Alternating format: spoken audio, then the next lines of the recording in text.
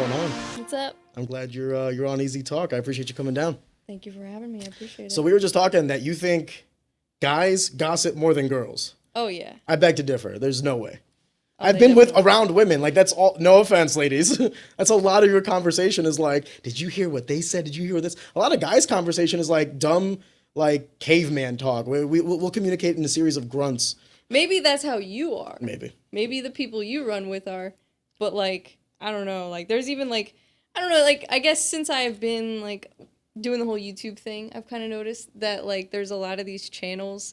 There's not as many of them anymore, but for a while it was, like, a big thing where, like, all these little fitness channels would, like, have these little, like, gossip wars and stuff, and it was just, like, it was hilarious. I can see that. And fighters kind of do it, too, a little bit, but it's funny. It's fighters do it a lot, because we are, for people that get punched in the face, we are a sensitive lot. Yeah. That's what I've noticed. Yeah. Like, if you show a fighter respect, they will love you. They're like, oh, Exactly. brother, how you doing? Give you a hug. But the second you make like any sort of like critique on their like fitness or their fights, it's like, dude, you're like on their death list. It's crazy. Yeah, well, that's why I like the fight community, because I'm the same way. Because if people try to discredit me or say stuff about me that's not true, or just try to, you know, find a way to like make it seem like I took a shortcut or something, like, I don't know, I've had, like, people saying stuff lately about me, like, since I've kind of started to gain some traction with doing, like, my second UFC event, doing UFC St. Louis, which was awesome. But it's just funny now, like, everyone's like, oh, here's the next industry plant. Because they were saying Nina Drama was an industry plant, and, you know, I don't know what my opinion is on that, but that's what they're comparing me to. What do you mean by Nina Drama was an industry plant? No. People are saying. I know, but I don't know what that means. So like when you say people are saying Nina Drama is an industry plant, like I elaborate. What does that mean? Yeah, of course. So do you know what an industry plant is? No, that's what I'm trying to say. Oh, okay. I know who Nina Drama is, like the lady that does like a lot of marketing for UFC. Yeah. Yeah. So basically an industry plant is somebody who like already had like all these connections before they ever got into an industry. And when I came into MMA, I had no connections. Mm-hmm. So like all I did was watch it like on TV, and I went to like a handful of local shows, and then I started. Like I really had just been a fan of the UFC and Bellator and like, you know, LFA. I would watch like, you know, regional shows and stuff like that on TV too. Like on Fight Pass, I had Fight Pass, AD Spin, you know, I had everything. So I came into it just as like a huge fan, like a diehard fan of the sport. And, you know, I trained too. So like, and I'm not saying I'm training to be like Rose Namajunas, but like I've trained boxing for a while. It's a hobby that you admire and you enjoy viewing it. Yeah. But so you're saying that Nina was this individual who essentially like already had the connections. I don't know if that's true. Okay. I do know that she was a Playboy model before she got into that career. So, I mean, I'm sure she had connections from that, you know. It's unfortunate how much sex sells, but it's true. I know, and it does. It works. That's the thing. So here's my question, though. Let's just say, for argument's sake, that she is an industry plant. Mm-hmm. Why does that matter? I mean, I don't really even know, like, what... Like, if she is... The whole thing is about it, like... Do you think it's just that it stems from like jealousy because maybe there's other people trying to do it? It's people trying to find, like, people are just trying to discredit other people's success. And, like, I don't really like the way that Nina Drama, like, promotes herself, honestly, because, like, she does, like, some things on Instagram that are, like, you know, a little out there that I don't necessarily agree with. But like overall, like, I don't... What do you mean by that, out there? Like, sexually? Like yeah, what? A little bit, so she's provocative. Yeah, she's provocative. Okay. Yeah. And you know, like you said, it sells, and that's fine. And I, you know, respect the hustle, whatever. Like, I'm not gonna judge her for that. It's just not my thing. So I'm not trying to be like that. Mm-hmm. And people keep like comparing me to her, and I'm like, no, like I'm not even doing the same thing. But at the same time, like she's in a completely different lane. We're in two completely different lanes, and the fact that they called her an industry plant and me an industry plant, it's like, to me, it seems now it's like it's starting to become a thing with like females in media. Like, we're all industry plants. Like, people have been saying that, like, I only was at UFC because I'm a blonde white girl. Somebody said, like, people are just saying, like, all kinds of weird stuff. Can I interject to add some context? Yeah. When I think of an industry plant, I think of someone like, let's take Lady Gaga, for example. Say she was an industry plant. that means that her entire career is planned out ahead of her, and it's more of like sellout. So like a record company takes her image, they build her image, and she does whatever she needs to do to get picked by a record company, but they control her image, her music, everything, so that she can push their agenda. Well, then that brings up the narrative of like what is the media in general. Like the media, ideally, in a perfect environment, is an unbiased source of news on a specified topic, industry, what have you. What we've seen in the last 5 to 6 years is that's just not the case. No. The media is essentially public relations, but like third-party public relations for various industries, whether it's Fox News, CNN for political, whether it's Nina Drama or whoever it is. Like I know like there's like MMA Champion, there's like all these different MMA sites. Do you think that all of these people would have access to the UFC, to the fighters and all this other stuff if they were constantly bashing the UFC, if they were constantly talking about fighter pay or, the drama with USADA getting dropped and all these other things? Yeah. The truth of the matter is you can only have that job if you have access. And to get access, it's a lot easier if you play ball. So Yes. I don't know if saying you're an industry plant is necessarily an insult. No, and I just want to make it clear that I'm not saying that she is an industry plant. I Speculating. am just saying what other people are saying. Yes. Because I don't really have an issue with her. I mean, I don't agree with everything that she does, but I don't necessarily like dislike her. Like I'm sure she's a really nice person. Different strokes for different folks. But yeah, so I don't know, and that's the thing. Like, there's plenty of people in all industries that have like their family, like their dad was a famous musician, or like they were like born into a family of actors and actresses. Like, there's all kinds of people that you could say are an industry plant. So at the same time, yeah, like doesn't make any sense. And I had like no connections when I came into this, so I'm like, okay, but I mean, it doesn't. It's not that I'm, like, complaining about it because I don't want to seem like I'm complaining because I don't care what people think. Like, I really am just going to keep doing what I'm doing the same. I'm not going to listen to anything that they say and, like, take it to heart. But it does bother me when people try to discredit me because then other people see it and then everybody, like, starts to, like, believe these narratives that get passed around. And then you just, every time you post something, there's comments about it. And it's like... And then, like, people just will, like, say things. I'm going to tackle this from a different angle. And I think one of the best things that you can inherit from your family is network, not necessarily capital. Like, so, like, inheriting money. Yeah. If you ever see families that do that, it's essentially, like, gone in the process of, like, 1 or 2 generations because the kids that will inherit it don't understand it. Yeah. Don't understand how to maintain it and all these other things. But to inherit a network is much more valuable because then you can still learn the same lessons that your forefathers learned. So, like, if let's say Nina is a plant or whatever, and, like, she has some connections or whatever, I don't necessarily think that is, quote-unquote, a bad thing. I mean, if you were to go through the list of MMA media, if you were to go to the list of media of all industries, I guarantee you they have connections, they have, like, industry intel, they have insight. I'm sure they have group chats, what have you. You know what I mean? So to, like, say that, someone may have, quote unquote, had it easier. That's subjective. I can understand that. Mm-hmm. But, at the end of the day, she's still like, so like you can get through the door, but like to stay in the room, that's on you. Right. So like, it might be harder for you to get to that door. And there's merit to be said about that. If you did it like the quote unquote old fashioned way, you start with 1 subscriber, you work your way up. There's a beauty to that, meritocracy. Mm-hmm. But also if let's say you get handed, a silver spoon, like that's,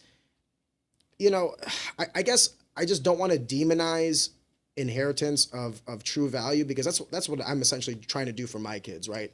I'm working my ass off so that they don't have to work as hard as me. And if I can achieve that, then that's success to me. But I don't necessarily want them to have to learn the same lessons the way I learned them. I want them to learn that, but not the way I learned them. And to bring it back full circle, I feel like, there is mutual respect and possibly some, competitive vibes between you guys because you guys are in the same namespace. But at the same time, I'm sure if you sat down and talked to one another, I'm sure you have a lot more in common in terms of the negativity than the positivity. I'm sure that you guys could probably like sit down and relate like, oh my God, the comments, this, that, or the other, the criticism and not necessarily constructive. You were talking about how you were actually like on the grounds for these last 2 UFC events, or not, I guess, depending on when we post this, for UFC 300 and for UFC St. Louis. Yeah. So do me a favor, just talk to me about both events because you have one, which is like a monumental, you know, the big 3-0, how crazy was that? And then to springboard from that event right next to an event that's in your hometown, your backyard, with all the, you know, all the local fighters that you know. What was that like? Was that just a crazy roller coaster? Yeah, it's been insane. It was cool though. It was really cool. I mean, it's one way to, you know, have your first UFC event be UFC 300. Like, that's pretty crazy. It's pretty crazy that actually happened. So, and How not only that, was it? I honestly didn't feel intimidated. I just wanted to make sure that I was prepared. So, like, leading up to it, I was, like, very, like, hyper-focused on it. And, like, I didn't want to think about anything else. So how do you prepare for that? Like, Tapology, videos? Like, walk me through, like, how you prepare for an event. Yeah, so I just watch everything. I watch fights. I watch, well, obviously, like, I'm watching every event anyways, but I go back and rewatch fights to, like, kind of pick up on things. And after you do it for a certain fighter, like, I would say probably, like, 2 or 3 times, you only have to go back and, like, watch a little bit. So you kind of, like, remember more over time of, like, rewatching. But I'll watch film on, like, each of the fighters, and I'll check, like, their UFC stats, I'll check their Tapology, I'll check if they have, like, a Wikipedia page, I'll look at that too. I'll just check it, like, all the information on them that I can find, I'll check it just to find, like, talking points and to help me with predictions, because I do predictions too leading up to it.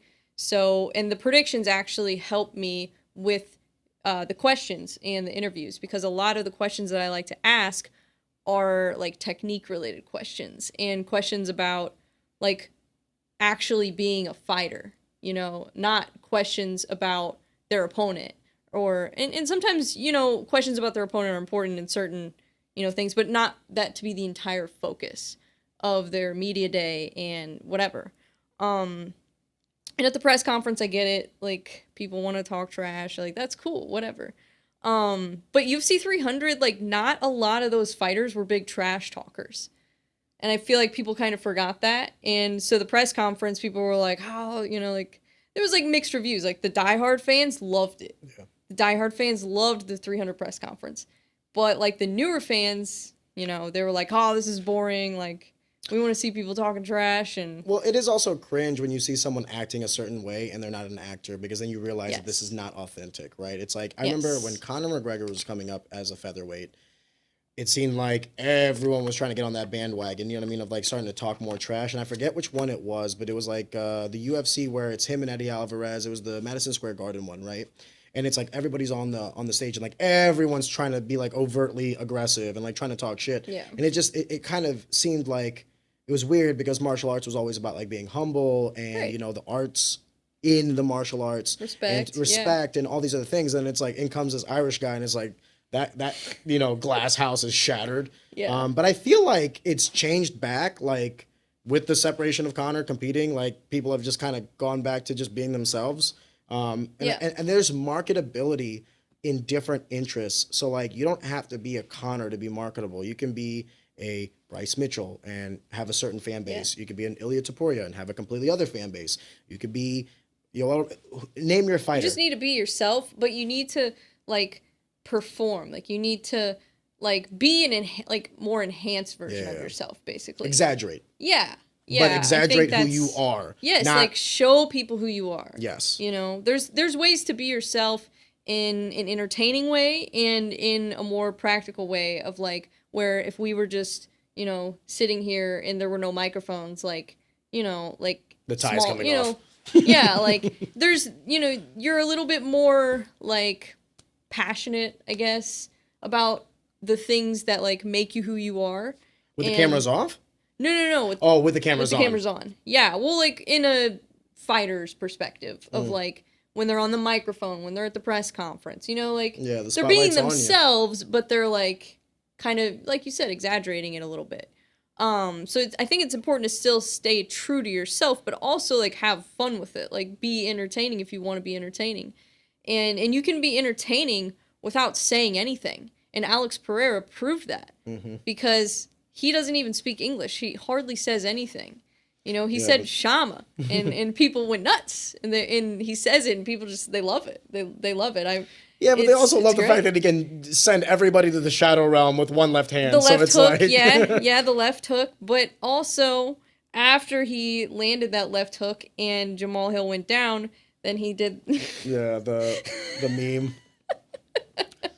You know, I always say that I'm a big fan of the aggressive talk, because at the end of the day, the two guys have to get in there and like settle their beef. Yeah. Like, and if you want to talk some shit, do it. At the end of the day, you're gonna get punched in the face. I respect any fighter marketing themselves whatever way they want to be seen. You know, like if they, you know, like Bryce Mitchell, like he likes his camo shorts. He likes to bring the Bible in the octagon. That's who he is. But I do have one caveat, and that was when. I didn't realize this was a caveat, but when Conor fought Khabib, when you are talking shit to the fighter that you're going to compete against, all's fair, in my opinion. Talk about whatever you want. But when you start bringing up other things that, like, at the end of the day, like, if you and I are fighting, I can say anything I want about Bre, and Bre can say anything she wants about me. But, like, I'm not going to bring your family into it, because I'm not going to fight your family. I'm not going to bring your religion into it, because that's, like, a macro thing I'm not even trying to touch, right? There is such thing as too much. And I think that that gray line is bullying. If we're talking shit to each other and we're going to get into a fight, you can't call that bullying, because we're going to handle our business. Right. But to then bring in people that have nothing to do with the event, nothing to do with the altercation or the competition whatsoever, then it's like, okay, now this is in bad taste. I no longer enjoy this, because now you're bullying someone who doesn't have the limelight, is never going to compete against you. Like, how can they return? Like, you know, Conor McGregor, your wife's in me DMs. It's like, dude, that is so cringe. I can't even explain to you. And you know why he said that? Because Jolie handles, like, Dustin Poirier's business stuff. And I know that because I am friends with Sam Primo. He's a kid that lives in Louisiana. He lives in Lafayette, where Dustin Poirier's from. He's freaking awesome. He's a badass. He's a savage. Like, he was in a motorcycle accident when he was 17, and he's paralyzed from his, like, T4 down. So he's, like, trying to get to the point where, like, he can walk again. And he works out, like, more than most people I know. He probably works out more than most fighters, too. Like, he's a savage. But he's, Dustin Poirier's foundation, like, donated to help him get, like, some treatments for what he's doing. Oh. And, I didn't know that. That's pretty cool. Yeah, it's pretty badass. Like, Dustin Poirier is a really, like, dope person. Like, he's really generous, and, like, he's, you know, he's done well for himself, like, outside of fighting. Yeah. And I think he's a good example of, like, you know, obviously fighting's really important to him, and you can tell, like, when he talks about fighting, when he talks about his losses, that his fight career is just as important to him as anything else in his life. But he doesn't need fighting to survive. He doesn't need fighting to, you know, have generational wealth. Like, he's already built that for himself. But it was funny, getting back to what we were saying, is Conor saying that, it's like, well, yeah, of course she was in your DMs, because she's the one who handles, like, all his Hey, you promised us $500,000. When are we going to get that? You know what I mean? Exactly. And he's trying to make it look like, it was cringe. And I remember thinking, like, Jesus, Conor, you just snapped your leg. Relax.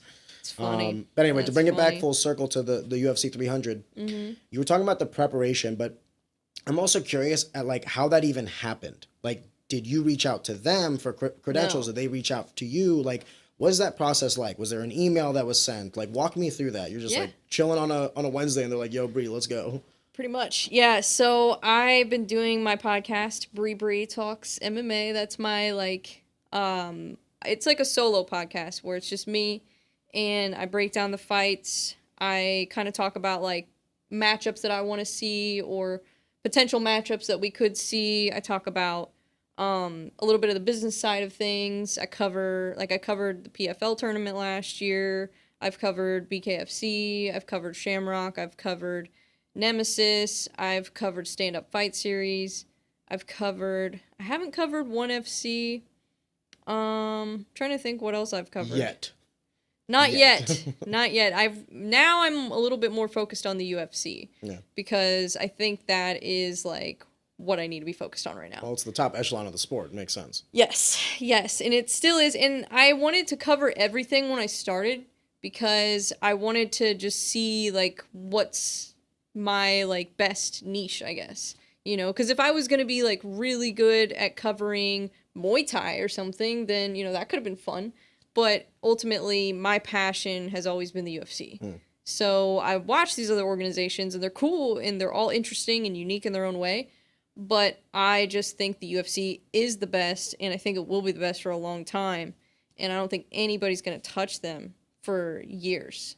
And yeah, and I think the biggest threat to the UFC is not PFL or Bellator. I think the biggest threat to the UFC is probably either bare knuckle boxing or bare knuckle MMA.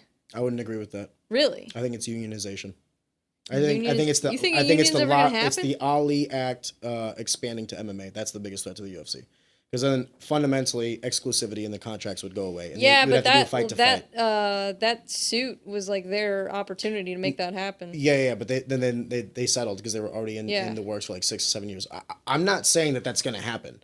I'm just saying the biggest threat to the UFC, like being kicked from its pedestal, is the Ali I'm talking Act. about other promotions though. I'm not talking about like everything. I'm saying everyone thinks that the PFL is like the biggest competitor with the UFC right now, and that's not the case. BKFC is way more popular than PFL. I don't think any fight fan thinks the UFC has a competitor. Like, truthfully. Well, I don't know. A lot of people do that I've talked to. Mostly like fighters though. Yeah, but that's not the market. Like, no offense, like the fighters are biased, so like of course they're gonna think that because they're trying to negotiate with the contracts with the UFC, and they're trying to say, hey, pay me my worth. Well, what is your worth? The worth is dictated by the market. So like when you're trying to negotiate higher pay, you have to you need a PFL, you need a ONE FC, and all these other things. Yeah. But truthfully, no one I know that doesn't know fighting. So like outside of the fighters who of course know about ONE FC and PFL, no one I know that watches fighting like sparingly. Like they'll always say like, "Are you watching the UFC?" They'll never ask me like if I'm watching the PFL or the ONE FC fights. It's the UFC or nothing. Yeah, of course. And it's been like that for a while. Bellator had like a small push there, but like them falling through just kind of eliminated any sort of momentum they had. And then also the fighters union being basically halted in its tracks with the settlement payout. It's like it was kind of like a kick into the teeth to all the other fighters. Cause like for the longest time they were talking about like how we're fighting for you guys and we're doing this for you guys. And the second there was a settlement offer on the table that was high enough, they're like, peace out, guys. So it's kind of shitty. But anyway. I think and Conor McGregor just bought into BKFC. And they have, and it's a ways away. I'm not saying this is going to happen anytime soon, but bare knuckle MMA, I do actually think, like, has a chance. I will agree on that one. That one because that's going to fundamentally change the grappling aspect of MMA. Because anyone who's ever fought understands that once you have those like bricks on your hands, it's so hard to grab that it kind of lends you to striking more because it's easier. Yeah. But switching to bare knuckle and then being allowed to like truly grab, plumb, and all these other things with your hands and have no restrictions on your grip, I think is going to fundamentally change grappling. I also worry about eye pokes though, because that's going to be like, you already see it bad enough. I don't know. You think eye pokes would be worse than bare knuckle?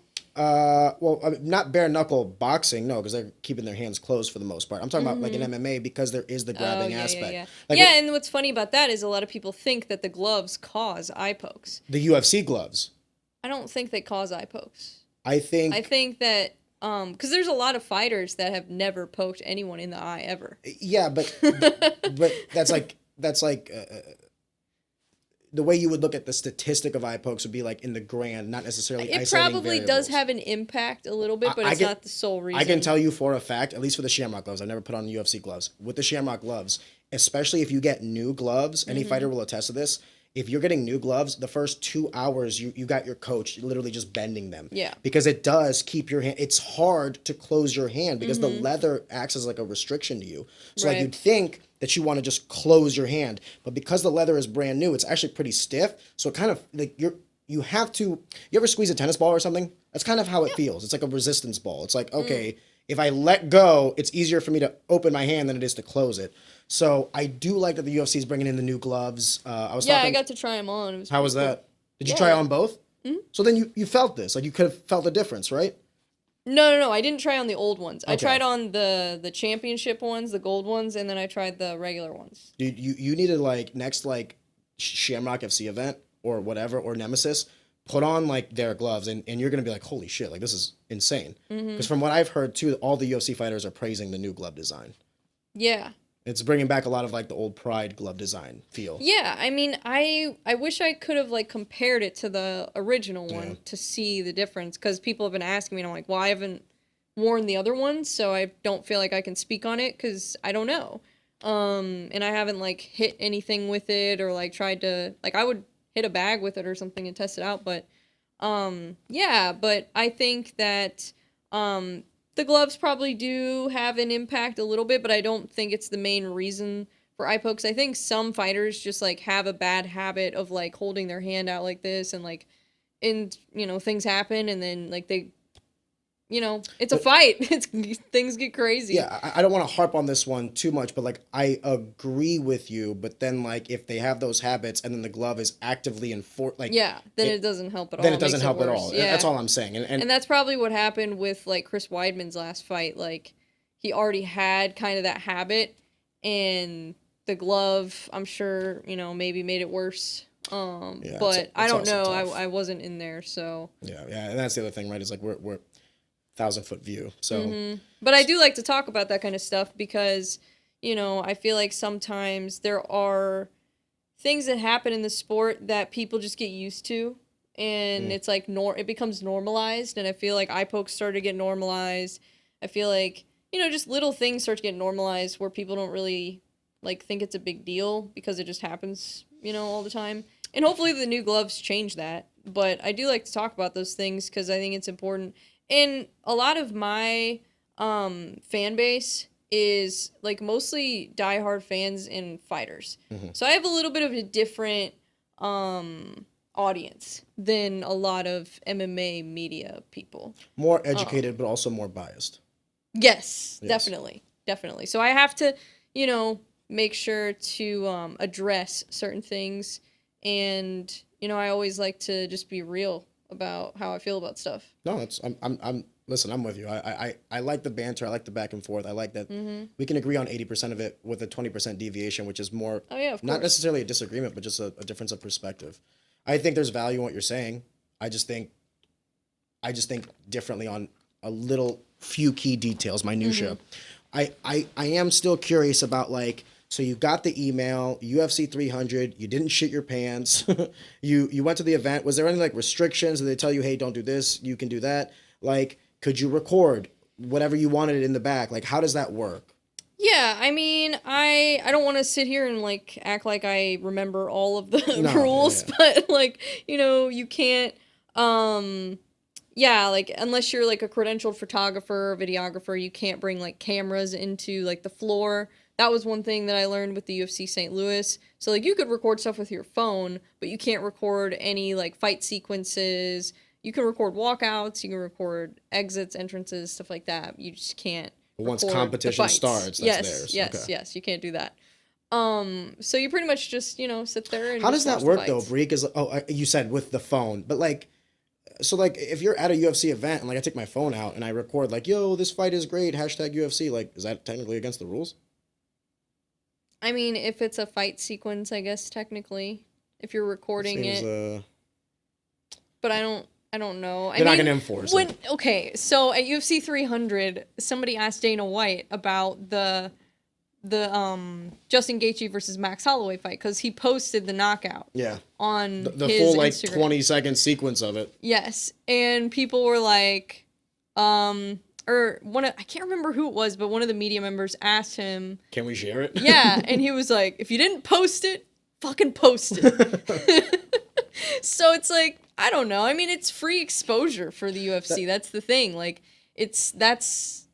so I don't know. I think the legal jargon is they reserve the right to, meaning like you can use it if we allow you to use it. Right. But if we tell you to take that shit down, you got to take that shit down. Yeah, which is fair, you know. Yeah, it's theirs to own. So I get that. Yeah. So yeah, I mean, UFC 300 backstage credentials, getting to meet the fighters and stuff like that. I'm sure it's like a euphoric feeling. Like you're thinking like, oh my God, this is validation for all the hard work. Yeah. Was there like No, actually it didn't feel like that at all. What did it feel like? It just felt like the beginning of what I'm doing. I didn't feel any validation for anything because that to me wasn't an accomplishment, like going there. That was an experience in something that I have learned a lot from, but it wasn't an accomplishment. and it wasn't, I guess, a small accomplishment. It's a milestone. A milestone, yes. It's a new chapter. And it was really, I guess, rewarding to get my press credentials, because that was something that I didn't think I would be able to do this soon in my career. And the reason why I'm able to do it, and I don't know if I really talked about this yet in full detail, but so I started my podcast, like we were talking about earlier. I covered all these different promotions, and I started that, and that's where I did fight breakdowns and, talked about fights. And I have been doing that since probably around this time, maybe, probably around May of last year. So it's been about a year since I started that podcast. And the editor of Kimura had been watching my podcast. I don't know, like, how long they watched it. I don't know if they watched it since the beginning or, like, how long, but they had been watching it. And that was how they had found me. And they reached out to me on Instagram and asked me if I wanted to cover UFC 300. And I was like, yes, absolutely. Oh, yeah. And so, yeah. But at first I was like, I don't know. Like, I have to figure out, if I can afford it and stuff. And then, like, people were offering to help me, and that was crazy. And, like, I don't know, like, that was also kind of weird for me too, because I've been doing a lot of work for free, and which you have to when you do stuff like this. Like, it's part of that, you just have to. But eventually you have to be like, okay, like, I'm really good at this. Like, I need to get paid. So that's kind of the phase I'm in right now, is like figuring out how to, monetize, make a living, not even just monetize, make a living on this. So, because I'm never going to go back to living my life the way I was living my life ever. Like, there's just no way. What does that mean? Just like I did insurance for 5 years. And didn't like it? I was very passionate about it in the beginning when I started off doing life insurance. And it was cool. But I just think that for me, it's hard for me to work for, like, selling another company's products. Like, I can sell me, but I can't sell something unless I 100% believe in it. Okay. So it was really hard for me sometimes. Not all the time. There were products that I did believe in, and there was stuff that I enjoyed. I preferred life insurance over, like, home and auto. And, I don't know, it felt very transactional, and I didn't like that aspect of it. Because I like to get to know the people I'm working with. So it wasn't necessarily, like, a problem with, like, corporate America or anything like that. It was just, like, the industry, the work. Like, yeah. it didn't drive with you. You didn't... Well, and I keep in mind, I started doing insurance, let's see, in 2018? Yeah, 2018, I think, is when I got my insurance license. So keep in mind, I started that, and then in 2020, I got diagnosed with lupus.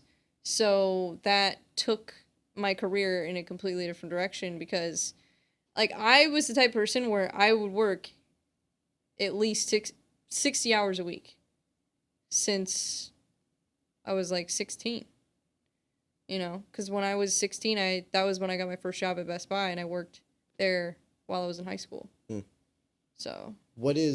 This is going to sound really terrible. I have no idea what lupus is. It's an I thought I had told you about it. So your body essentially overreacts. I'm generalizing. Yeah. So lupus is an autoimmune disease, and basically what it is it's kind of hard to explain, but, like, quickly. But basically, your immune system is overreacting to everything, and that can be in the form of joint pain, that can be in the form of fatigue, that can be in the form of brain fog, that can be in the form of, like, sometimes it can attack your organs, your kidneys, stuff like that. And I've heard a lot of different stories about people with lupus. Some people have lupus and they don't really have symptoms, and that's amazing. And, every single case is different. So everybody's going to have, like, slightly different symptoms. So that's what makes it really hard to treat and really understand as a disease. It's a very difficult disease to understand, difficult to diagnose. It usually takes on average 10 years to diagnose, and very difficult to treat because it's so different. And, like, in the springtime, I have different symptoms than I do in the wintertime. No shit. And yes, 100%. like right now, like I have these rashes like in the springtime, and it's like I'm just used to it now because it's like, oh, it's April, okay, like I just get used to it. When you say you were diagnosed with it, like how long did you have this? Like when you were a kid and you just didn't know it, or was it something that so you weren't born with it, but it was something that developed? Ben Lawler and the Tom James family will ensure that whether you're purchasing your first custom fit suit or your 50th, the process is unrivaled. With the experience and quality of the Tom James name, allow Ben Lawler to help shape the vision that is your professional brand with a suit that speaks to the conviction in their craft. With fabric sourced here in the US, you'll know quality and craftsmanship are top of class. Like a sculptor examines wet clay before creating a masterpiece, Ben Lawler will walk you through the process of selection, measuring, and stitching to ensure your finished product is a work of art. Putting your trust in Ben is a guarantee that your brand will elevate to the next level. And always remember, you don't get a second chance at a first impression. Yeah. How long did you like suffer from lupus before you were quote unquote diagnosed with it, before you went and like saw a doctor? Yeah. So I basically, once my symptoms got to the point where I felt like something was wrong with me, that was probably about 4 months before I got diagnosed. And that was whenever I had an enlarged lymph node in my groin area. And it was like this big, and it was just like sticking out of my skin, like you could see it. And so I had to get a biopsy on it. And that symptom was luckily, alarming enough to where they were like, okay, we need to get to the bottom of this right now. Did they think it was cancer or something at first? Yeah. I mean, that's why they had to do a biopsy. Yeah. And they weren't like telling me like I had cancer, but they were like, we need to make sure that like, yeah. So I mean, that was like that was the initial process, but I had joint pain before that. I had fatigue before that. I always have had really bad allergies too. So a lot of the symptoms I would attribute to like allergies, depression. I mean, I have really bad ADHD, and I have like a lot of other like things that are more mental going on too. So I would attribute a lot of it to that, like the fatigue and stuff. And then like the joint pain, I would be like, oh, it's just because like I didn't used to work out, so I'd be I don't do anything. I'm just being a bitch. Yeah, exactly. And that's why I started working out, when I was like, I think I started working out when I was 19. So like a lot of lifting? people, yeah, like not like MMA, but like lifting. No, and I wasn't even lifting. That was just when I started like working out at all. Like I used to always play like sports and stuff with my friends outside, and I used to skateboard, but I never like worked out per se. So, and I think, and it's funny, I was talking to somebody about this the other day, and I was thinking about it, and I'm like, oh, I used to skateboard, like, when I was, like, 7 years old, I got my first skateboard, and when I skated, like, my stance was, like, my right foot forward, and I'm a southpaw, so I realized, I'm like, oh, I wonder if I'm a southpaw because, like, I skateboarded for so long in that stance, and I'm, like, used to, like, moving that way. That's funny. That's interesting. I noticed that because I don't know. I notice little things like that, especially when I'm watching film. That's when I notice like little things that fighters do that I'm like, I wonder why they do that. Why they do it the way they do. Yeah, and I always want to know. I'm so like curious about it. That's why I love asking fighters about technique. Like when I asked Yuri about his technique, and I asked him, like, are you, trying to figure out a balance between being offensive but also, having a little bit of defense, because he didn't get finished. He's wild. Yeah, he's like all offense, not a lot of defense. His head movement's gotten better, but still keeps his hands very low. But I think that's just his style. Yeah, I was about to say that. It's like we always say that like the fundamentals are the fundamentals, and we always said we would joke, we would be like, until you get good, you have to follow the rules. Yeah. And then once you get good, you can break all the rules. I mean, so it's always like hands up. And then once you get comfortable in the pocket, once you get comfortable, moving around, then it's like, all right, the hands can drop a little bit. But then if they get knocked out, right, what's the very first thing everyone goes to? It's like, well, he should have had his hands up. Exactly, so it's like, exactly. You say the number 2 ranked lightweight in the world, light heavyweight in the world, it's like, dude, come on. Yeah, but then if they have good defense, then they say they're running. Dude, I said this to Jackson McVeigh. We haven't posted that episode yet, but we were talking about like the criticisms of fighters, and like he was basically asking me like if I ever let it get into my head. I was like, no, because early in my amateur career, I was like, I realized that it didn't matter how I won. It didn't matter anything. It's like, if I beat my guy sucked. And if he beat me, I was overrated. If I took him to the ground, wrestled him, and then grappled him and submitted him, I have no stand-up. If I knock him out in 30 seconds, I have no ground. If every fight ends in the first round, it's like, well, now my cardio is suspect. It's like, dude, you damned if you do, damned if you don't. If you go the distance consistently, well, now you're a boring fighter who can't finish people. So I was telling Jackson, I was like, dude, just go out there and win, because ultimately that's the only thing that matters. That being said, if you want to like make big money and be marketable and all these other things, there are more variables than just winning. You do have to finish fights and all these other things. But, you know, let me put it to you this way. If Max Holloway doesn't knock out Justin Gaethje in the last second of that fight, does that fight suck? No, that was probably the best fight of the year. It's still an amazing fight, right? It just so happened the cherry on top, right? But it's like, you have to kind of look at these fights objectively. And when I was a fighter, I used to criticize other fighters because I was competing. So a lot of it was like me trying to belittle their skill set in an effort to expand mine. And now that I'm kind of like one step away from it, I realize how like those are just sour grapes, and what it is insecurity more than anything else. It's like, I should be so confident in my skill set that I don't really care what people are doing. So now I try my hardest not to criticize fighters when they lose. I try my hardest to say, hey, you know, we can work on a few things, but I do want to give the credit where credit is due when a fighter does win, because I do think even if you're going out there and fighting, you know, not necessarily the top tier guys or maybe not the best around, everybody is dangerous with 4-ounce gloves and no shin guards. And all it takes is, there's so many ways to lose in MMA that every win should feel good. Yeah. Oh, definitely. Yeah. I mean, that's the hard thing about it, and that's what I always say, like, when I do predictions. I'm like, there will be certain fights that I'm pretty confident about, you know? Like, I was pretty confident about Bo Nickel beating Cody Brundage. I think a lot of people were pretty confident about that. But at the end of the day, I'm like, well, Cody Brundage is still dangerous, you know? He still presents a lot of problems If you're in the UFC, you're dangerous. Yes, exactly. The worst UFC fighter could go into any regional show and mop the floor with that division. Yes, 100%. So it's like, whenever I hear people say like, oh, this guy sucks and this, or oh my God, I hate it when I'm watching fights and people are like, why doesn't he just get up? I'm like, you have no idea what it's like to have a top level grappler on you. Yeah. Or you have no idea what it's like to be, you know, face to face with a world class striker where you know that you're making these calculations in real time. And if you fuck up, you're about to be on his highlight reel. Right. This shit is intense, man. There's so much anxiety and fear and emotion going into a fight. Yep. But that's also why I think so many guys fall in love with it, because I do believe that, like, now that I'm away from it, the one thing I don't miss competition. I don't miss winning. I don't miss anything. You want to know what I miss? The emotion, the fear. I never felt more alive than before and during a fight. Yeah.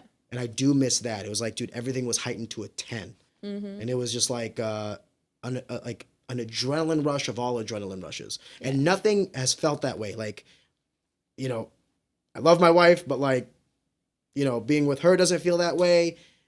Or at the very least, it's positive in other ways. But fighting, there's something primal about it that never made me feel more alive and more like manly.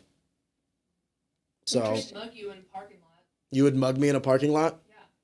You could try. You could try.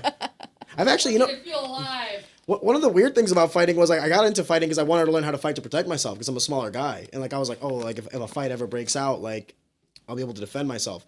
And now that I know how to fight, I'm like, dude, fighting. As long as I don't have a gun. Yeah, that point too. But then you realize how dumb fighting is. It's like, why am I going to hit you in the face? I know. Like, I love it though. It's funny. Yeah, competition's one thing, but like if I'm out and about and like we're having an altercation, I just walk away. I'm like, okay, dude, like this is a bad vibe. I'm good. Peace out. You know, I'm not going to fight you. What do I care? Unless you're trying to cause harm to me or my family. That's a different story. Self-defense is self-defense. Right. But usually, depending on where I'm going, I'm staying strapped. And if I feel like you're going to harm me or my family, it's not my fist you're going to have to worry about. Right, exactly. So, but to bring it back full circle, forgive me, we kind of went down on a rabbit hole. UFC 300, your first event, working with Kimura, getting down there. How was that transition from that high, and then going from that to the St. Louis MMA? Yeah, it was really cool, but I never stopped like the whole time. Like I was just like work, like setting up interviews, like looking into brand deals, like looking into collaborations with people. So there was a lot of work that I was doing too behind the scenes, and a lot of things that I do on a daily basis that people don't really see because I'm trying, like I'm playing this game, you know, like that's what I'm playing. So like I'm always planning like what my future is going to look like. I'm always looking at like what do I want, where do I want to be 1 year from now?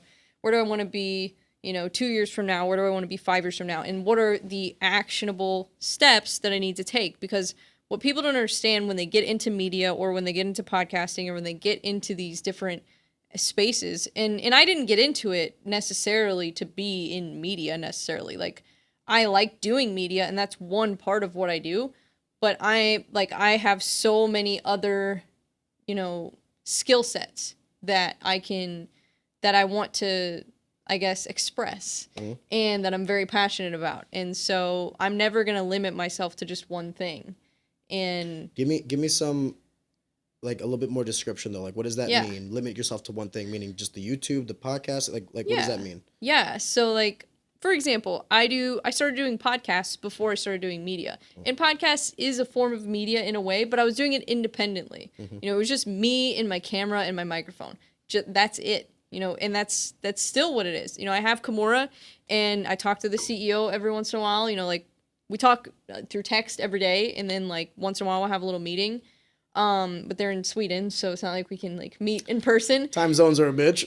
Time zones are a challenge, but we're starting to get it figured out, like starting to dial in a good schedule. So, and my schedule was all over the place, like being in Vegas and then, coming back here, like and I was staying up late editing, which I need to stop doing, which I've been stopping doing that. And trying to prioritize my sleep a little bit more lately. Would people be shocked at the pie chart of your work schedule? Like how, if you were to do a pie chart, like what percentage is recording? What percentage is, research and preparing for like podcast guests or preparing for events?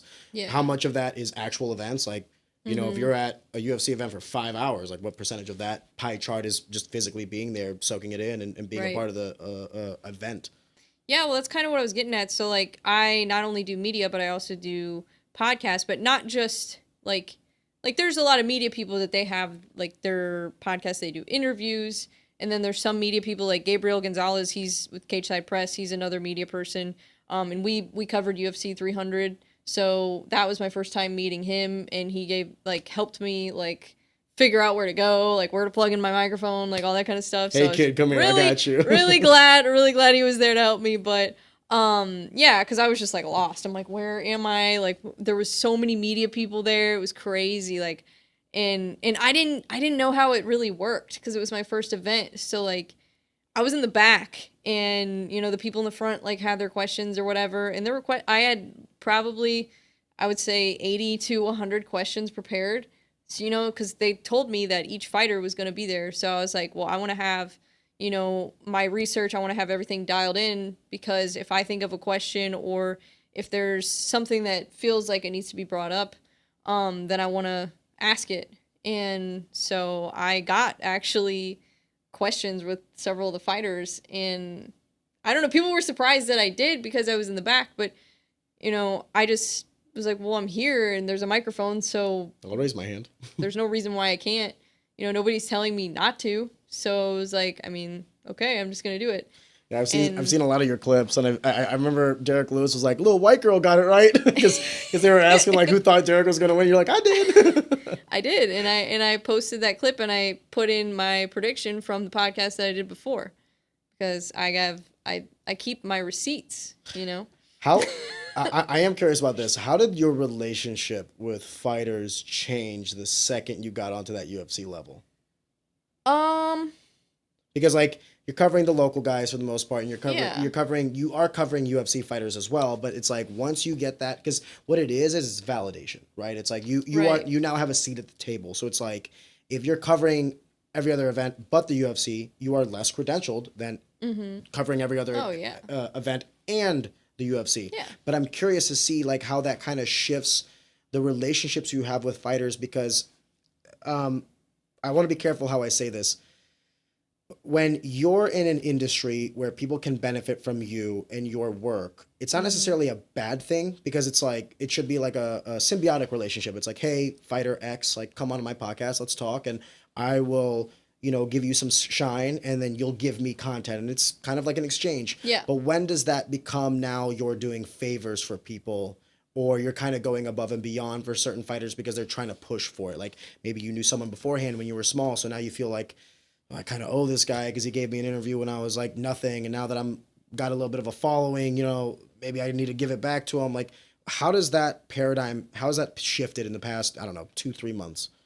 Yeah, I mean, I don't think it's really changed much at all, and I still want to interview the same people that I interviewed before, and a lot of them have leveled up with me. A lot of them have been getting wins since they came on. But you don't feel like there's now more... But that's the people that have already been on my shows who I'm talking about. Okay. So there are people who have appeared out of the woodwork, of course, that want me to help them. And, and I'm so just, like, I want to help St. Louis.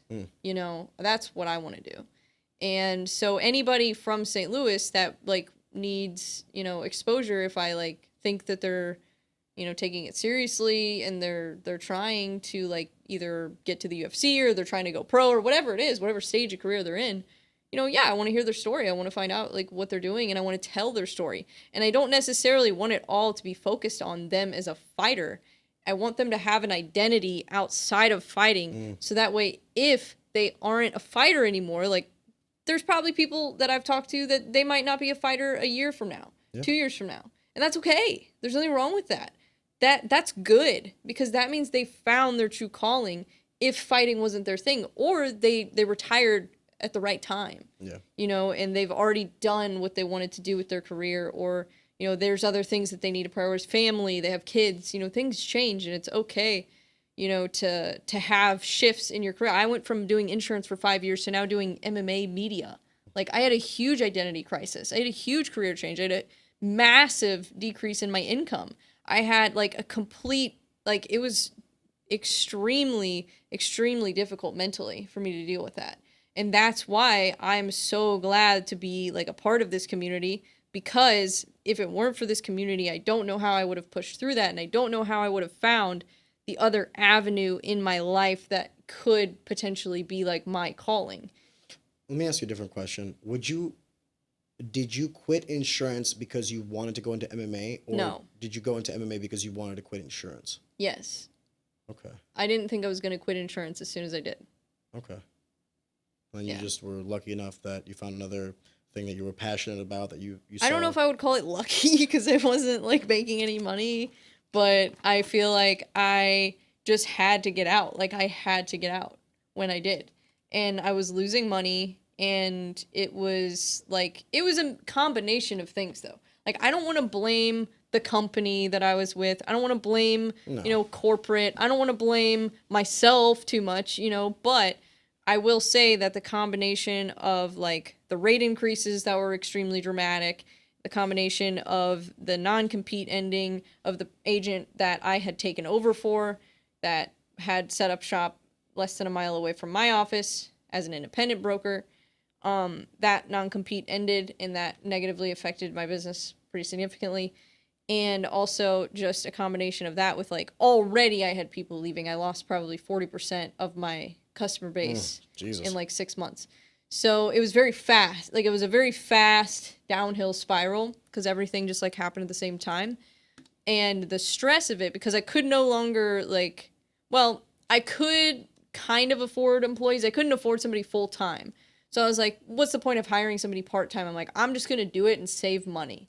I'll be the customer service. I'll answer the phones. I'll do it better because it's me, No. No. It's too much. Absolutely not. That was the dumbest thing I ever did. If I would have just kept my employee, or if I would have just found somebody, anybody, like, even if they weren't good at it, it would have been better than me doing it. That destroyed my business. Like, getting rid of my employees destroyed my business. So then I tried to save it. And then I tried to hire my sister-in-law because she, didn't like her job and you never want to mix business with family. I know. It's the same reason I always say And don't it shit wasn't a where you problem. eat. Because if it goes downhill, if you hire someone that you don't know and then you on the event have to fire them, it's like, hey, strictly business. I'll never see you again. But family's different. There was no problem with that though. The problem was the business was failing. That was the problem. But I told her, I was very like straightforward of like how this is the situation. This is where I'm at with this. So she didn't hold it against you. No, not. I don't think so. Yeah. I would hope not. Because I was very straightforward and I told her exactly, what the situation's gonna be. So no, like there's no like issue there. There's separate issues in my family going on besides that have nothing to do with my business. My family, none of my family gets along with each other at all. So, yeah. How big is your family? I mean, it feels really small right now because it's just of the separations. Yeah, I mean, I live with my parents right now because I'm, going to chase my dreams and pursue a career that you have to kind of not make very much money for a long time, which is fine. I'm not ashamed to live with my parents. Like, the economy's horrible right now. Like, a lot of people are doing the same exact thing I am, so I really don't care. There's a lot of fighters that live with their parents. You know what's crazy is that there was a time where there was a stigma to that, and I wish that stigma still existed, because then that means the economy would be good enough for people to actually like move out. Yeah. And the fact that stigma is going away, it's like it just shows you how bad it is. Exactly. It's like I would say that 10 years ago, it was frowned upon for you to live with your parents if you were a certain age. But now it's almost like we get it, bro. We of course it's hard out here. So it's like, dude, I always operate my life knowing that I am 2 to 3 mistakes away from complete failure, and that none of my successes are guaranteed, and I still have to keep working hard for everything that I have. So I've failed at everything that I've done. Like you said earlier, like, I don't know if that was a joke. I hope so. No, it's absolute reality. Yeah, I have too.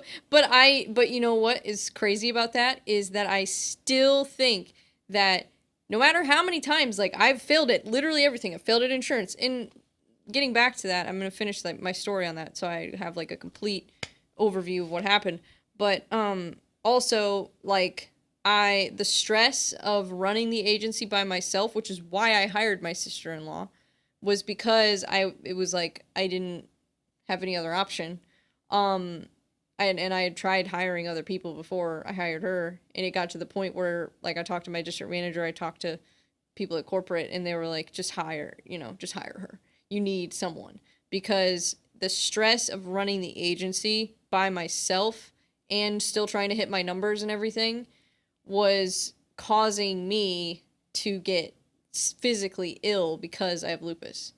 And a lot of people don't understand this about autoimmune diseases and like a lot of chronic illnesses, is that stress can be a huge trigger for flare-ups. And it happens to me all the time. And there is one thing that has helped me deal with it, and that has been boxing. And boxing is it doesn't make any sense. You would think boxing would make lupus worse. And it is, there are times where I'm like, like my joints hurt, I'm sore, like whatever. But, if I do my recovery, if I do my cold exposure and stuff like that, if I eat healthy, if I, take care of my body, then it actually makes lupus better. Go figure. So it's because boxing forces you to be so disciplined, and, you got to be lean, you got to be in shape, you have to have good cardio. Tell that to Butterbean. You have to, well, I mean, unless you're, there are exceptions. There are exceptions to that, of course, but for the most part, my size, you want to be a little bit more on the leaner side, but also have muscle too. You want to have power. You want to have some pop, But I love boxing. Like, I started training boxing, like cardio boxing, like, boxer size classes. I started doing that when I was I think I was 21 the first time I did like a 9-round. And that was when I was living in Austin, Texas. But that was how I got into it, and my dad's a huge UFC fan. So my dad, like, he's almost just as into it as I am. And it's funny, and he's 70 years old. He loves it. So he always likes to talk about like the old, like GSP, and he loves Matt Hughes. Like he loves like the wrestlers. Like he used to take us to go watch Mizzou wrestling. Like he's like mad into sports. Like he loves all sports, but he really does love UFC. And so I've always been like around it. And like, when you're a kid, you don't want to be into like all the things your parents are into. So like you purposely are just like, yeah, that's stupid. Or at least I was, because I was angsty. But you wanted to be a rebel. I've always been a rebel. Like I've always been that way. And I don't know why. That's always how I've been, and that's just my personality. And I like to just do things the way I want to do them, the way that makes sense to me, not the way that makes sense to everybody else. But getting back to that, so I started training, doing just like boxing classes, at least getting comfortable like hitting a bag and like, learning how to, at least throw punches. And that's basically it's harder than it looks. It's basically what you learn in those classes. You don't really learn technique. You just learn how to like hit things, Yeah, but I always say like until you do a martial art, you realize how feeble you are. Because like once you start seeing that, like I remember the very first time I walked into a gym, I thought I was like hot shit because I was a wrestler. So I was like, no, I'm an athlete. I'm this, I'm that. And then like when I would see myself on the bag, or I would see myself like on the mats, like doing jiu-jitsu, and I would see other people that were practicing for multiple years, I realized I'm like, oh my God. Yeah. Like I suck. Like I don't know anything. Well, that's how I felt. Well, that's what I was getting to. So then I started training at St. Charles MMA. That was after like everything had opened up after, the whole pandemic. After COVID. Yeah. I didn't want to say the word because I'm like, I don't want to get flagged. Yeah, we're already getting throttled. Yeah, this episode's probably gonna get throttled. But yeah. So like what was I saying? So you started training at St. Charles MMA. Yes, started training at St. Charles MMA, but I was just doing boxing at the time, and that was when I was like had kind of evolved more into a diehard fan of MMA, and that was when I was like, I want to try to actually do this. And that was probably... What do you mean by do this? Like compete? Yes. So before I got diagnosed with lupus, that was what I wanted to do. And it was probably, I don't know, I would say probably like a year or two, maybe a year before COVID, when I was like kind of thinking like that might be something I want to try to do. But I was so intimidated because I didn't have any like karate experience. I didn't have any jiu-jitsu experience. I didn't have any experience. And I was in my early 20s. So I was like, oh, all these people have been training since they were like 5 years old. So I'm, going to be at a huge disadvantage. But I was like, maybe I can find one area of the sport that I can focus on first and see and build some confidence in one area. And then maybe I can expand into learning jiu-jitsu and learning kickboxing or learning, wrestling. But you train it all, right? Or do you only do boxing? Right now, so I was doing boxing and kickboxing for a little while, and I have taken one jiu-jitsu class. That was a while ago at St. Charles MMA, but I only have focused on striking for the past, let's see, it's been, probably a little over 3 years since I started actually training like at a real gym, like at St. Charles MMA. Yeah, but why? Because I have a lot of joint pain. Okay. And jiu-jitsu is very hard on your joints. Okay. And I just don't know if that is something that I want to focus on like right now, because I haven't been in remission for like longer than a few months, to where like I'm having symptoms a lot. And I can manage them, and that's why I like boxing, because it helps me deal with it.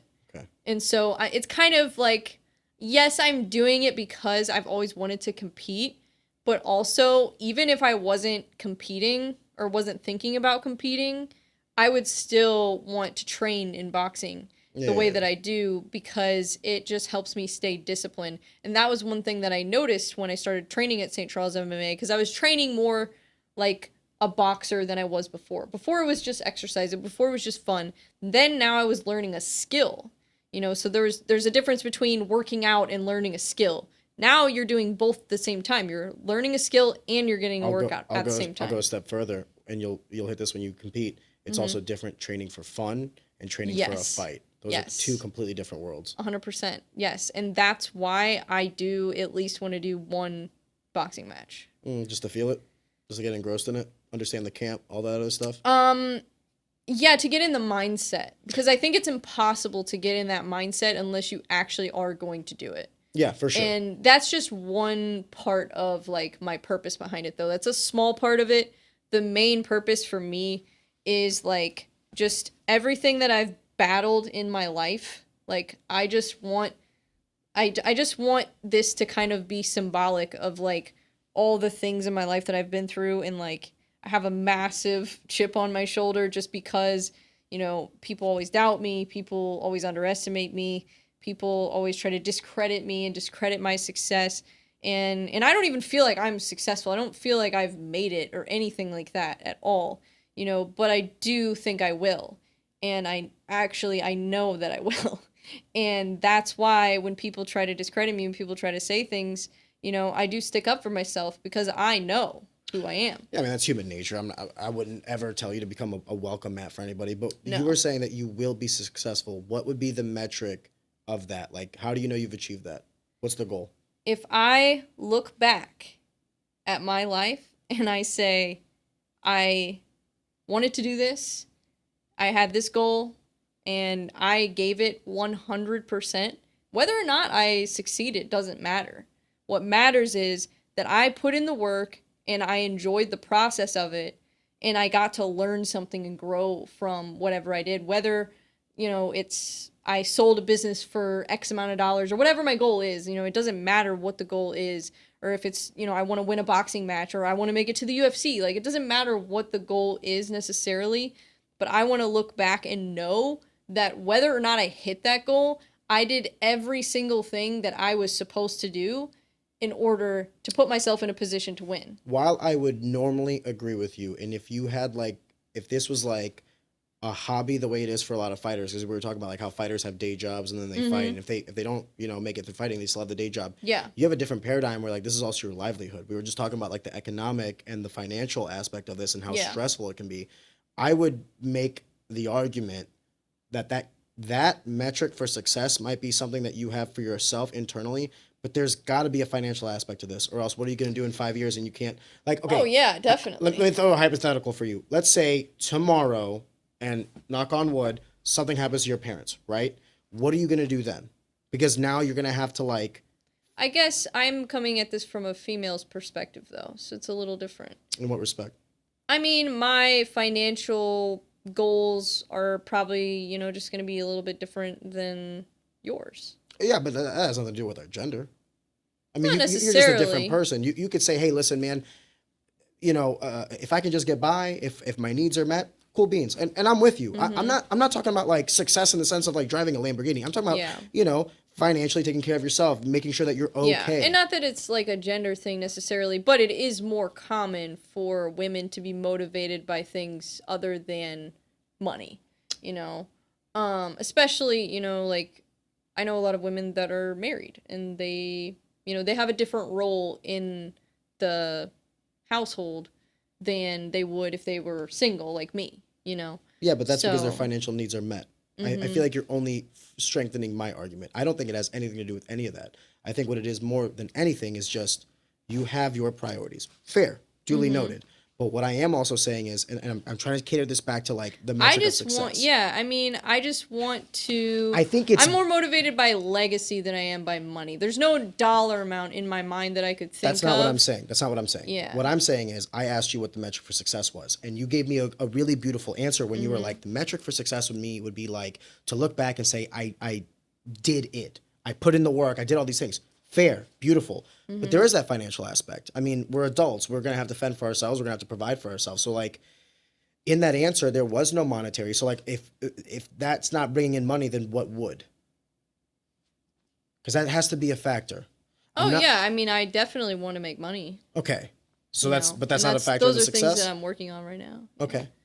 That I don't think that the amount of money that you make determines your success at all. I'm not saying that either. But I'm saying in okay. What are you asking me? What I'm saying is in the pie chart of success, stability should be a part of that, no? How can you be successful if you're homeless? I don't know. I know a lot of unstable people that have created some really beautiful things. And so I guess if you want to be well-rounded, and you want to be successful in all areas of life, then yeah, you have to be stable. You have to have an income. You have to be able to take care of yourself. You have to be able to take care of your family, you know, all those things.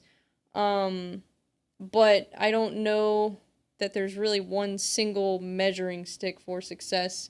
And I think everybody's definition of success is different.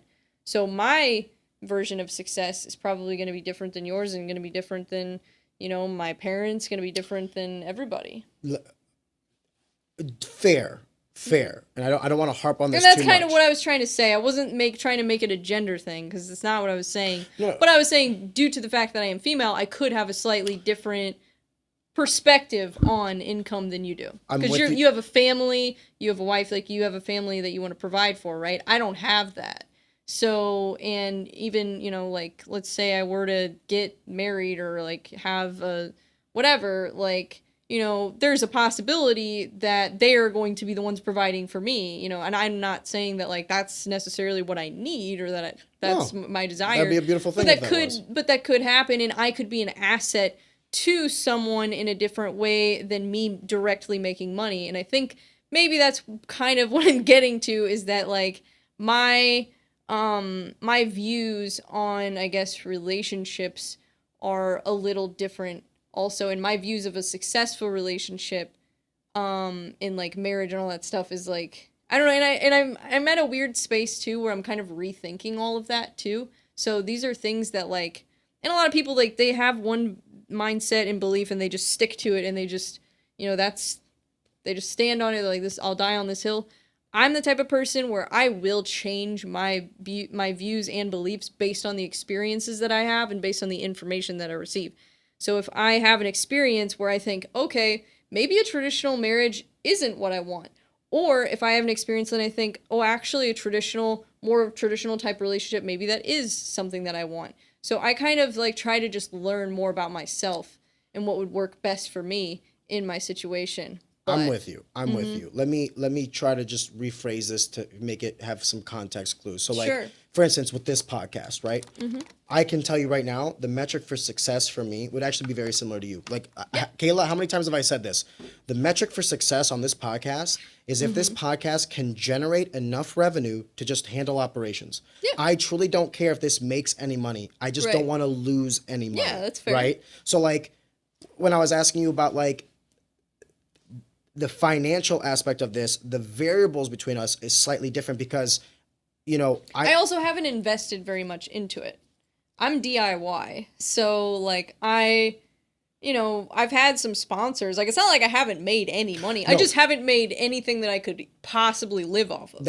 That's if I was living on my own. That's my thing, is, like, I just, from one person to another, in that calculus of success, I think survivability for yourself should be in there. And I just hope that it's in the calculus. You know what I mean? It is. It's something that I definitely obviously care about, because like, I don't want to live with my parents forever, but it's also, like, something that I'm not ever going to take shortcuts. I'm not ever going to do things out of desperation. I'm not ever going to embarrass myself publicly because I want to get a certain, you know, deal or amount of money or view. Like, I just want to do things that I genuinely am passionate about. And some of those things will be MMA. Some of those things could be, like, I like music. Like, there's all different, like, people haven't even seen all of the things that, like, I am planning on doing and pursuing. Like, I posted this on Facebook, like, not too long ago. Like, my life is just a bunch of side quests. And it's really what it is. And I don't care, like, obviously, like, the money thing, that's probably, I would say, within the next 2 months, I'll probably be able to comfortably live off of all of the things that I'm doing right now. Good. I just don't like to talk shit. I don't like to sit here and say, like, oh, I'm going to be, I'm not fake. I can sit here and say, I'm broke as hell, and I don't care what people think about me, because that is the situation that I'm in. That is reality, and that is reality for a lot of people right now. And so I never want to sit here and act like I have all this stuff and, like, act like, you know, like, I'm going to be, like, whatever. But yes, of course, like, money is definitely something that I am prioritizing right now. And it's definitely something that I am working on making this my full-time income, and have been for a while. But it takes a long time, and you have to, you know, like I said, it takes longer when you do things the right way, because if you do things in a way where, I don't know, and not to knock people that do like OnlyFans and stuff, but that to me is like a quick, easy way to make money if you already have like, you know, a following. Because you can have a following and make no money. Yeah, I mean, if you don't have a way to monetize it. I understand the concept of what it is that you're saying, and I just want to make sure that I'm going back to. I'm not stressing about the money. Yeah. But what I am saying is, in the context of success, in the context of all these things, we were talking about pie charts. Maybe 20% of it is like feeling fulfillment, right? 20% of it is like planning for the future. 20% of it, whatever that is, the pie chart also has to include a percentage for finances. And if it doesn't, you're gonna fail, right? I don't care if that's 1%. It can't be 100% because then you're not putting in any effort. Like if you're trying to monetize exclusively and you're not worried about the product, you're not worried about, you know, providing like a good you have to content, build, you're not gonna make shit. You have to develop the skill. First, you have to build the network. You have to develop the connections. You have to build trust with your audience as well. Like all the products that I've promoted on my like podcast and my social media, I've been a customer of them before I ever talked about sponsorships.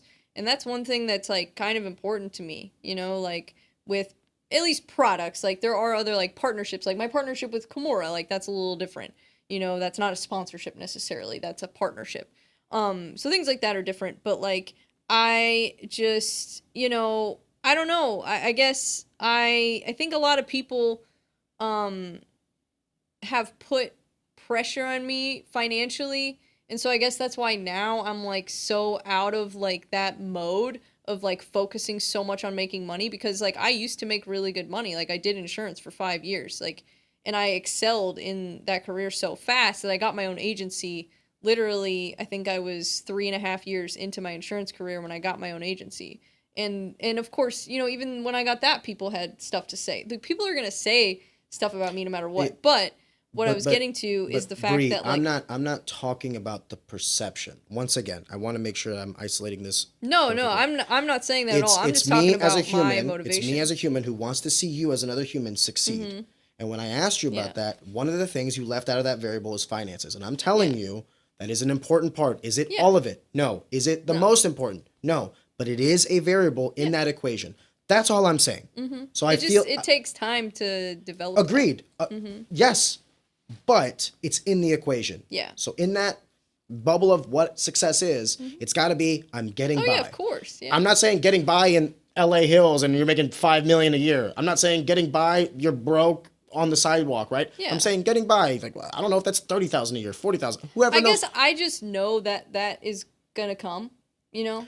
So I'm not fair. I guess it's not like something I think about. I'm just like, yeah, of course I'm gonna be able to take care of myself. That's great. Like that's a good confidence boost.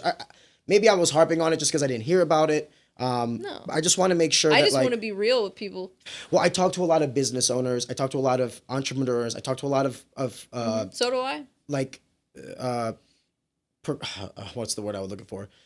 I want to be careful the verbiage I use here. I look for people that want, like, they're go-getters, self-starters, right? And every time someone has always been, like, leaving the finances out of it, it's always failed because, like, at the end of the day, you can only do this if, you know, your microphone costs money, the camera costs money, all this stuff costs money. So it's like, we got to at least factor that variable into it. And then bringing that into the equation is, like, monetization and how you can do it. I can personally say, and I wanted to talk to you about this, YouTube has been what's the right way to describe this? It's been interesting to learn over the past month. It's impossible to learn. Almost. It's there were some things that I thought would get me in trouble. It changes very often. Does it? Yes. Like with the TOS and all this other stuff. Yeah, you're not wrong. Like election denial was like a bannable offense, and now it's like good to go. Well, they did like those catch a predator videos. Like you can't do those anymore. Why? Yeah, so Really? Yeah, so there's another YouTuber, he's a journalist. He covers more like sports crime stuff, John Bravo, but he does these little like mini docs and like interviews and stuff, and but anyways, and the reason I follow a lot of his stuff is because I really like his work and how he edits and like that part of it more. Not necessarily the content that he's talking about. I, could give a shit about bodybuilding crime, but I didn't know that was a genre. Bodybuilding no offense. crime. No offense, but he does it in a way that's so like entertaining and funny, and just and the editing is so crispy. But like, but like he used to, when he started YouTube like over 10 years ago, he used to do those Catch a Predator videos, and like he got himself into like some sketchy situations. And like if you watch some of those videos, like you'll be like, oh wow, like that's careful, that's crazy. So what happened was somebody, and I can't remember the story, I don't know, I don't want to like misquote it or what happened, but like there was a situation where somebody got, murdered doing one of those. So that was when YouTube took away that I guess little niche genre of YouTube videos. So you can still do them like on Rumble, and I guess you can post them on social media like Instagram and stuff, and you could probably post them on X, but not on YouTube. And that's why I think I'm like probably gonna be investing less of my time into YouTube. I want YouTube for certain things, but I don't want to put all my eggs in one basket with YouTube, because YouTube is not the end all be all, and I think it's good to have different sources of monetization other than YouTube. And while, like, yes, I don't really generate that much money right now, I do understand monetization very well, and I understand how it all works, because I talk to people who do this for a living all the time. And John is one of them. Like, this is all he does YouTube. Like, he used to be a software engineer and left that career. He had already started doing YouTube well before he left.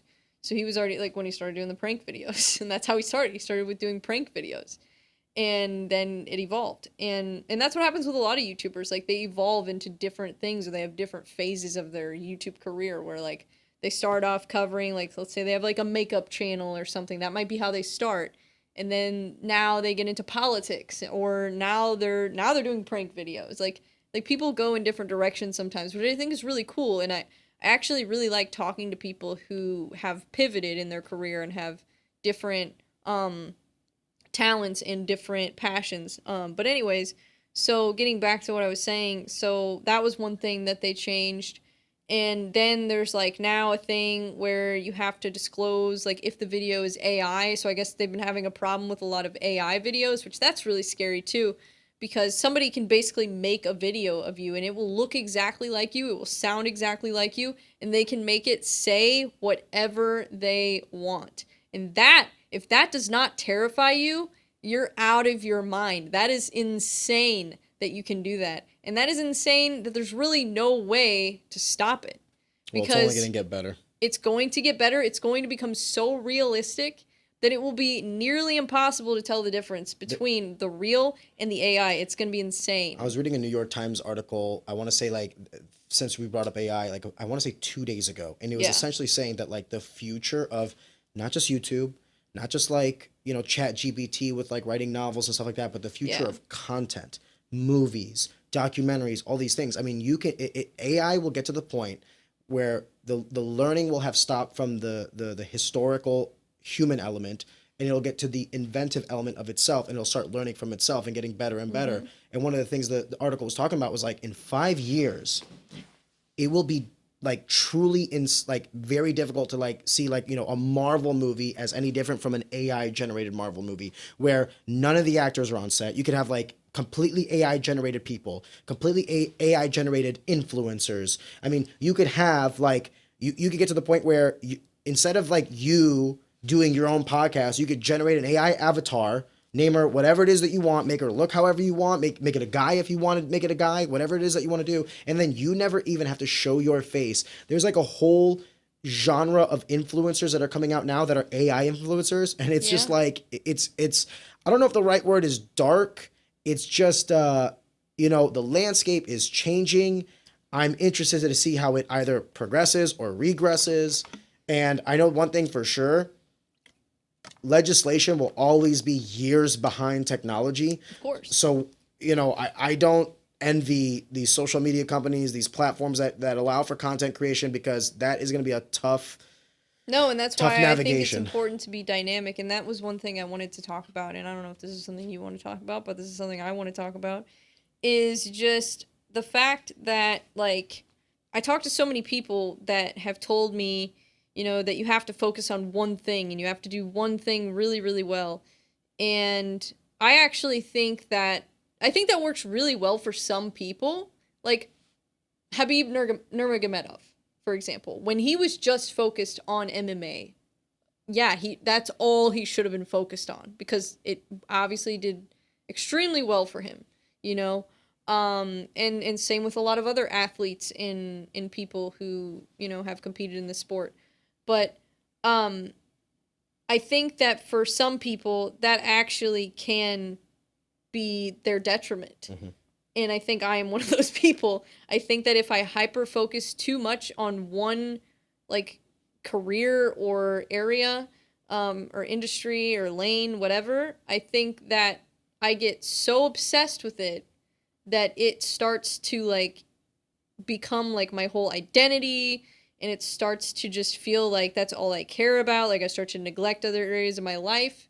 And when I have like when I can pivot to different things, that's how I avoid getting burnt out. Because I'm able to, like, we'll just kind of take a look at this week. Like this week on Monday, I did like pretty much no content because I was dealing with some things in my life that were very difficult for me to deal with and very frustrating, very shocking. But I decided that I don't want to be a victim of that. I don't want that to become like the whole like motivation for everything I do. You know, like I didn't want to sit in that emotion forever. So I was like, you know what I'm going to do?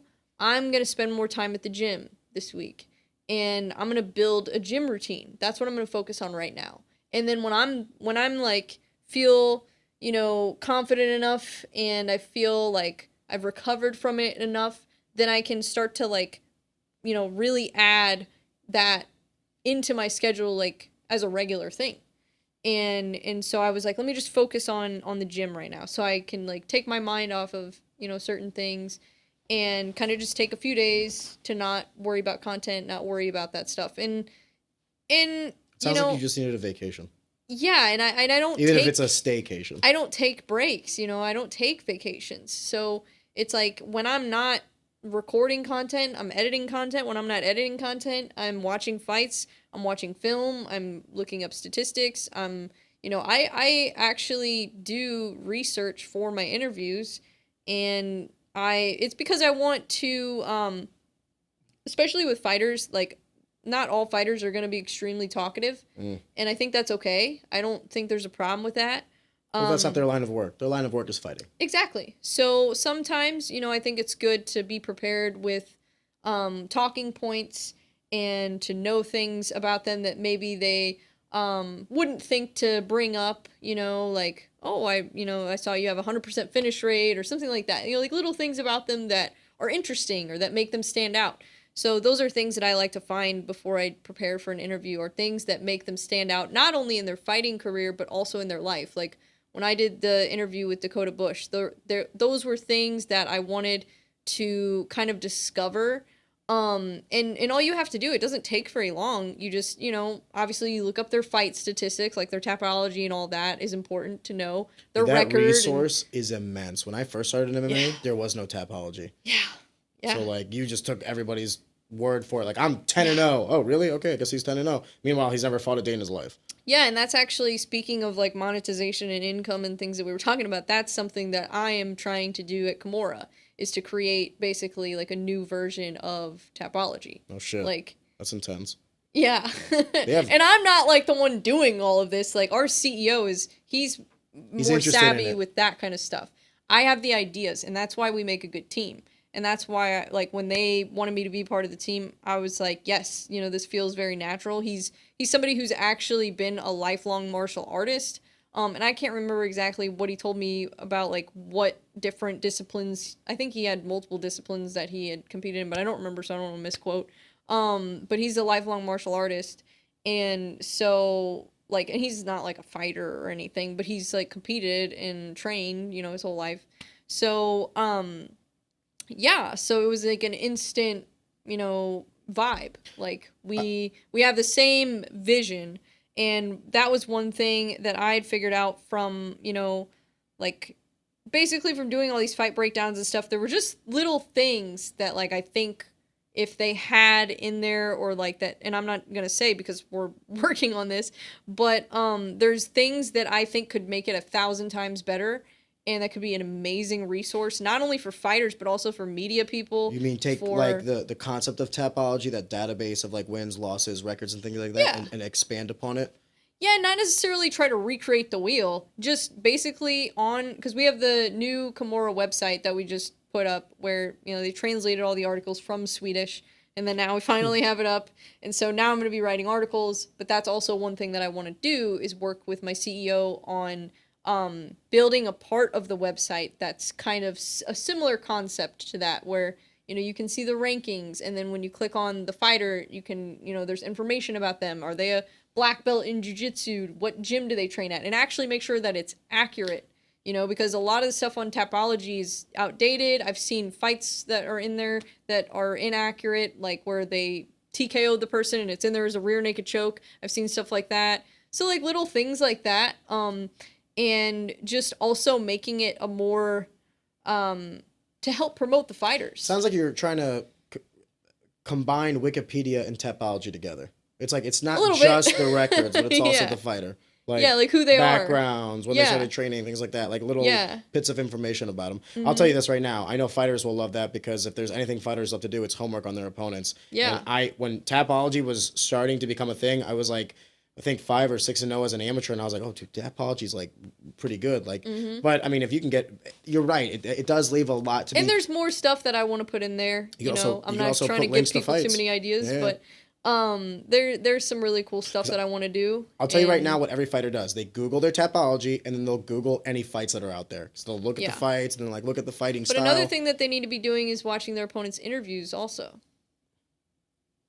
That's where, you know, you can get a lot of information about like their training, and if they're, you know, who they're training with, what's their game plan. I'll actually agree with you on that one. Yeah, and their a lot of people reveal their game plan on interviews. Or they'll say too much, and then you'll get like a little bit of insight on their mental. Yeah. If I know someone's like a nervous wreck before a fight, I'll turn on the shit talking and everything. But if I know someone's gonna be stoic, then there's no reason to say anything. Yeah, exactly. Yeah, I do want to take a step back, because you were talking about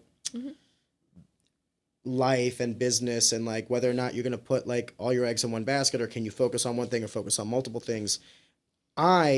The way I found the most success was simply diversify and develop as many revenue avenues as possible. Yeah. So that I can diversify and kind of limit a lot of the risk in my life, because there's revenue models that I have that are cash coming in. Yeah. Some of them are investment based. Some of them are businesses that I own. I mean, this podcast hopefully one day becomes one of those, right? Yeah.